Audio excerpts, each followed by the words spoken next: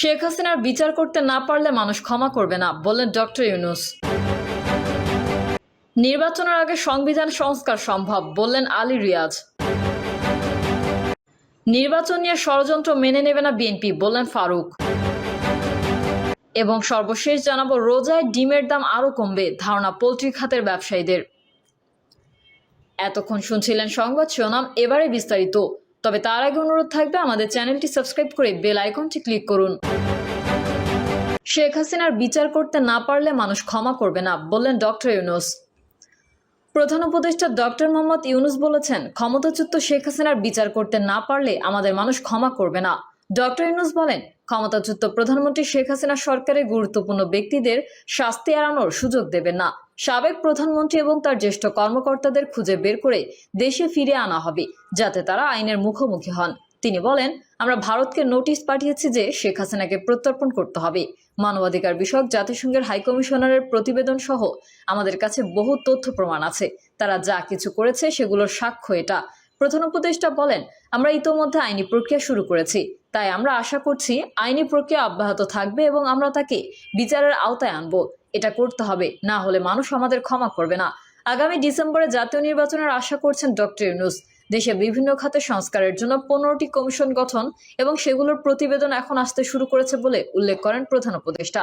এসব কমিশনের সুপারিশ নিয়ে ঐকমত্য তৈরিতে জাতীয় ঐকমত্য কমিশন গঠনের কথাও তুলে ধরেন তিনি।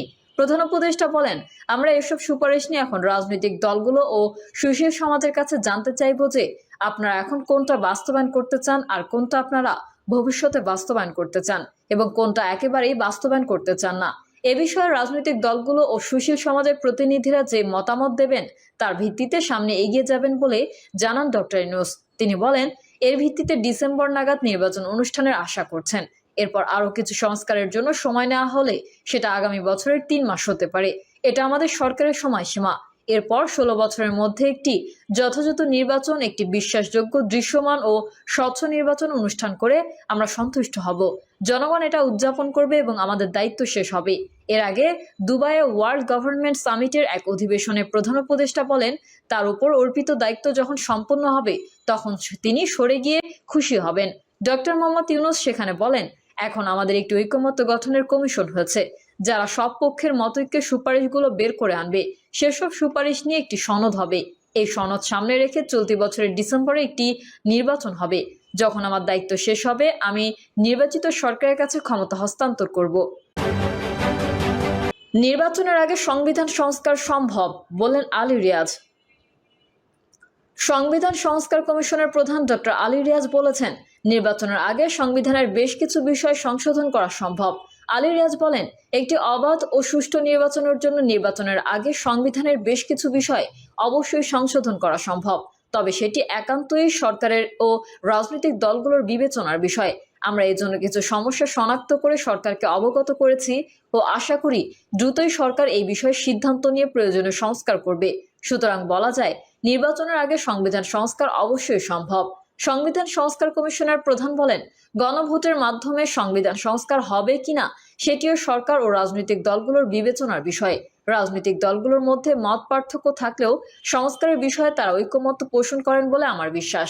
রাজনৈতিক পরিবর্তনের ক্ষেত্রে যা যা প্রয়োজন সেটা রাজনৈতিক দলগুলোর অভ্যন্তর থেকে আসতে হবে এবং এটি বাইরে থেকে জোর করে চাপিয়ে দেওয়া সম্ভব নয়। তিনি বলেন, আগে কখনোই সংবিধান সংশোধনের জনগণের ম্যান্ডেট নেওয়া হয়নি এবং এর ফলে অনেক ক্ষেত্রেই সংকট ও জটিলতা সৃষ্টি হয়েছে। ভবিষ্যতে যে নির্বাচন অনুষ্ঠিত হবে তার আগে রাজনৈতিক দলগুলোর মধ্যে এই ঐকমত্য প্রতিষ্ঠা করতে হবে এবং এই প্রতিশ্রুতি নিশ্চিত করতে হবে যে তাদের মধ্যে যিনি ক্ষমতায় যান কিংবা না যান সকলেই সংস্কারের জন্য দায়িত্ব নিয়ে কাজ করবেন। তিনি আরো বলেন, জনসংখ্যার গঠন বিবেচনায় 10% তরুণ সদস্যকে রাজনৈতিক দলে অংশীদার করার প্রস্তাব করা হয়েছে। এর পেছনের কারণ হচ্ছে তরুণদের রাজনীতিতে সম্পৃক্ত করার চিন্তাভাবনা। সংবিধানের বিষয়টি কিভাবে হবে সেটা সরকারের বিষয়। তারা রাজনৈতিক দলের সাথে আলোচনা করে সিদ্ধান্ত নেবেন। বাংলাদেশে গণতান্ত্রিক আন্দোলনে তরুণদের ভূমিকা বেশি, তাই আইন প্রণয়নে তাদের অংশগ্রহণের সুযোগ তৈরি হবে। এটি রাজনৈতিক দলের কাছে কমিশনের একটি প্রস্তাবনা মাত্র। তিনি বলেন, আগে কখনোই সংবিধান সংশোধনের জনগণের ম্যান্ডেট নেওয়া হয়নি এবং এর ফলে অনেক ক্ষেত্রে সংকট ও জটিলতার সৃষ্টি হয়েছে। ভবিষ্যতে যে নির্বাচন অনুষ্ঠিত হবে তার আগে রাজনৈতিক দলগুলোর মধ্যে এই ঐকমত্য প্রতিষ্ঠা করতে হবে এবং এই প্রতিশ্রুতি নিশ্চিত করতে হবে যে তাদের মধ্যে যিনি ক্ষমতায় যান কিংবা না যান সকলেই সংস্কারের জন্য দায়িত্ব নিয়ে কাজ করবেন। তিনি আরো বলেন, জনসংখ্যার গঠন বিবেচনায় 10% তরুণ সদস্যকে রাজনৈতিক দলে অংশীদার করার প্রস্তাব করা হয়েছে। এর পেছনের কারণ হচ্ছে তরুণদের রাজনীতিতে সম্পৃক্ত করার চিন্তা ভাবনা। সংবিধানের বিষয়টি কিভাবে হবে সেটা সরকারের বিষয়। তারা রাজনৈতিক দলের সাথে আলোচনা করে সিদ্ধান্ত নেবেন। বাংলাদেশে গণতান্ত্রিক আন্দোলনে তরুণদের ভূমিকা বেশি, তাই আইন প্রণয়নে তাদের অংশগ্রহণের সুযোগ তৈরি হবে। এটি রাজনৈতিক দলের কাছে কমিশনের একটি প্রস্তাবনা মাত্র। ওবায়দুল কাদেরের এত দম্ভ, এত অহংকার, আমাদের নেতাদের নাম ধরে ধরে টিটকারি মেরে কথা। নির্বাচন নিয়ে ষড়যন্ত্র মেনে নেবে না বিএনপি, বললেন ফারুক।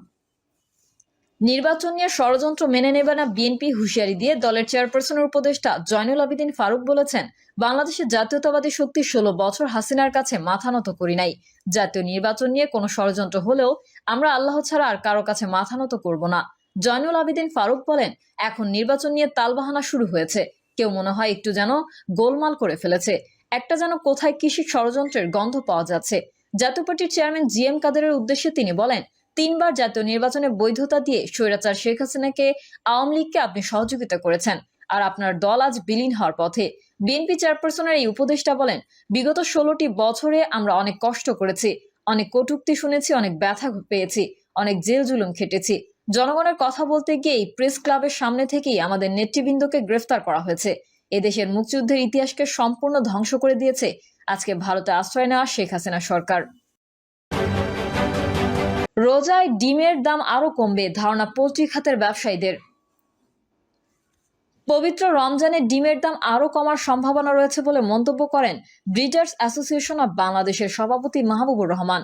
তিনি বলেন, সরকার ডিমের খুচরা মূল্য 11 টাকা 87 পয়সা নির্ধারণ করেছে, তবে রমজানে ডিম বিক্রি হবে 10.5 টাকায়।